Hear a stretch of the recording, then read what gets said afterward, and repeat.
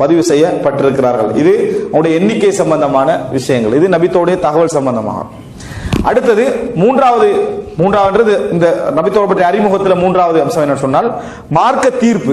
இப்ப இது இல்ம், அதாவது அறிவ தகவல்களை பெற்று மற்றவர்களுக்கு சொல்றதோடு சம்பந்தப்பட்டது.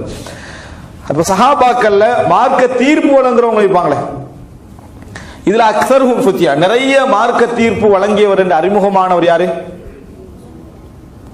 சும்மா ஒன்று சொல்லிட்டு போகாம யாரு, அதாவது யாரு அதிகமாக மார்க்க தீர்ப்பு வழங்கிய நபித்தோழர்னு சொல்லப்படுறது? சஹாபாக்கள் லிஸ்ட் இப்னு அப்பாஸ் ரலியல்லாஹு அன்ஹு பாரக்கல்லாஹு வழங்கிட்டா இப்னு அப்பாஸ் ரலியல்லாஹு அன்ஹு அவர்கள் தான் அதிகமாக மார்க்க தீர்ப்பு வழங்கிய சஹாபி அப்படி என்று சொல்லி என்ன செய்றாங்க, அறியப்படுறாங்க.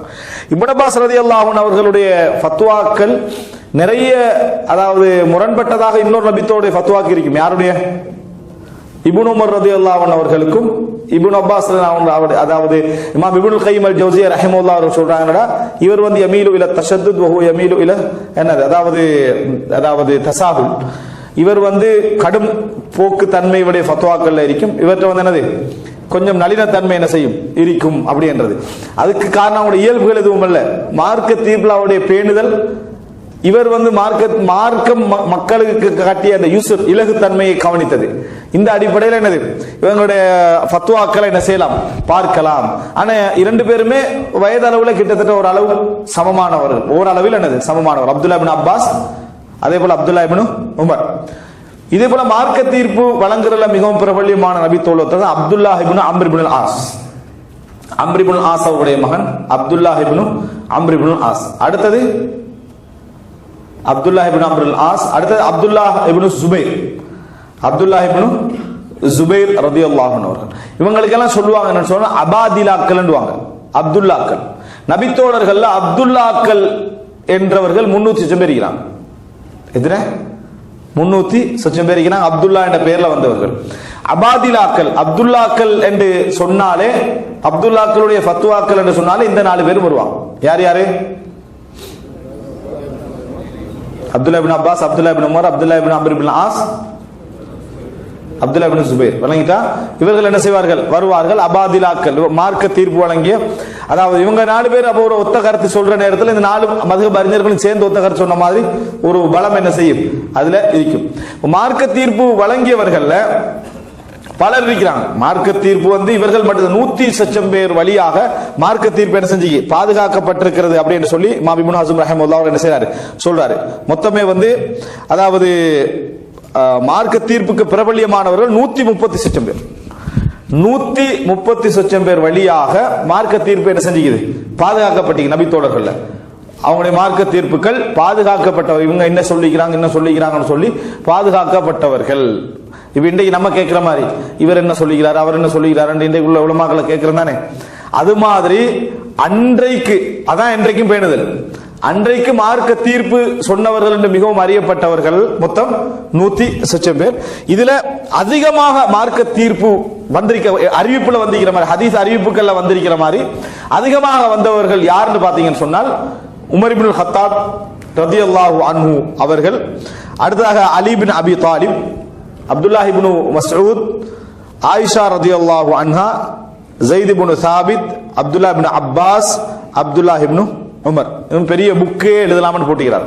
இவங்களோட ஒவ்வொருத்தரையும் உமர் ரலியல்லாஹு அன்ஹு அவர்கள், அலி ரலியல்லாஹு அன்ஹு, குலஃபா ராஷிதூன்கள்ல 2 பேர் என்ன செய்றாங்க அதிகமான மார்க்க தீர்ப்பு லிஸ்ட்ல வராங்க. அப்துல்லா இப்னு அப்பாஸ், அப்துல்லா இப்னு உமர், அப்துல்லா இப்னு மஸ்ஊத். வணங்கிட்டா 3 பேர் அதுல என்ன செய்றாங்க வராங்க. அடுத்ததாக ஆயிஷா ரலியல்லாஹு அன்ஹா பெண்கள்ல என்ன செய்றாங்க சொல்லப்படுற ஸைத் இப்னு சாபித். இவர்கள் எல்லாரும் என்ன, ஸைத் இப்னு சாபித் ரசூல் ஸல்லல்லாஹு அலைஹி வஸல்லம் அவர்களுக்கும் ஸைத் இப்னு சாபித்துக்கும் என்ன உறவு?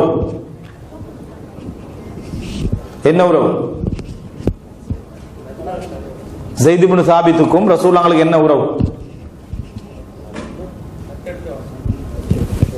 ஸைத் இப்னு ஹாரிஸா.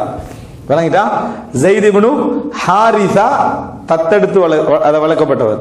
ஸைத் இப்னு சாபித் மதீனாவாசி. அந்த டிஃபரெண்ட் நீங்க விளங்கி கொள்றதுக்காக சொன்னேன்.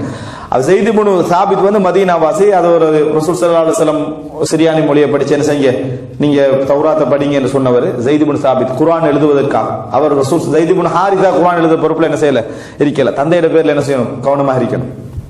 ரைட்.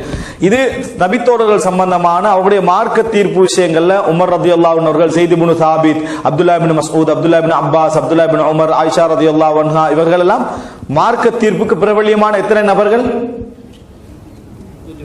7 பேர். 130 லட்சம் பேர் வழியாக மார்க்க தீர்ப்புகள் பாதுகாக்கப்பட்டிருக்குது. இந்த 7 பேர் பிரபல்யமானவர். ஹதீஸ்கள் 1000 பேர் வழியாக பாதுகாக்கப்பட்டிருக்குது. அதுல பிரபல்யமானவர்கள் ஒரு 8-9 பேர் என்ன செய்றாங்க, அதாவது கூடுதலாக அறிவித்தவர்கள் என்ன செய்றாங்க, வாராங்க. இது நபித்தோழர்கள் சம்பந்தமாக நம்ம கட்டாயம் தெரிந்திருக்க வேண்டிய மிக முக்கியமான தகவல். அதே போல கடைசியாக மரணித்த நபித்தோழர் அப்படின்னு சொல்றது யாரு? யாரு? அனஸ் சொல்லுவாங்க, ஜாபிர் ரலியல்லாஹு சொல்லுவாங்க. ஆனால் வாசிலா, அதாவது அபு துஃபைல் அப்படி என்று சொல்லப்படக்கூடியவர் தான் கடைசியாக என்ன செஞ்சாரு, மரணித்தார். ஹிஜ்ரி 100ல மரணித்ததாக என்ன செய்து சொல்லப்படுது. எப்படி? ஹிஜ்ரி 100ல் அவர் மரணித்ததாக சொல்லப்படுது. எப்பொழுதும் புரிஞ்சுக்கொள்ளணும், அதாவது நூற்றாண்டு அப்படின்னு நீங்க எடுத்துக்கொண்டீங்கன்னு சொன்னால் ரசூலுல்லாஹி ஸல்லல்லாஹு அலைஹி வஸல்லம் உடைய காலத்துல நபித்தோழர்களுடைய வயது எத்தனை? அரைவாசி வந்துட்டேன்னு அர்த்தம்.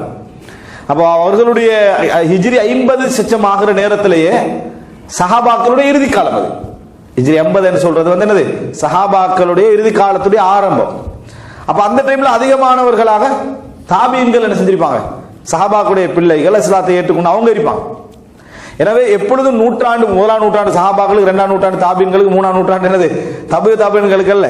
இப்பயே நீங்க நம்மளே எடுத்துக்கோ, எங்களை எடுத்துக்கண்டா அப்பா இருக்கிறார், வாப்பா இருக்கிறாரு, நம்ம இருக்கிறோம். 3 லிஸ்டும் ஒரே நூற்றாண்டுக்குள்ளதான் என்ன செய்யுது இருக்குது. அப்போ அப்பா அம்மாருக்கு மட்டும் இதை கொடுக்க இயலாது. இந்த நூற்றாண்டுல அவங்க வந்து என்னது கொஞ்சமா இருப்பாங்க. எங்களுடைய தந்தைமார் அவங்க தான் பெரும்பாலும், எங்களுடைய ஆரம்பம் நெருங்கி கண்டிருக்கு. இப்படித்தான் இருக்கேன் இப்ப இந்த நூற்றாண்டு. எனவே இந்த அடிப்படையில் பாத்தீங்கன்னு சொன்னால் கடைசியாக மரணித்தவரோட அதான் 100 வருஷத்துல சஹாபாக்களோட காலம் முடிஞ்சதுன்னு அர்த்தம் அல்ல.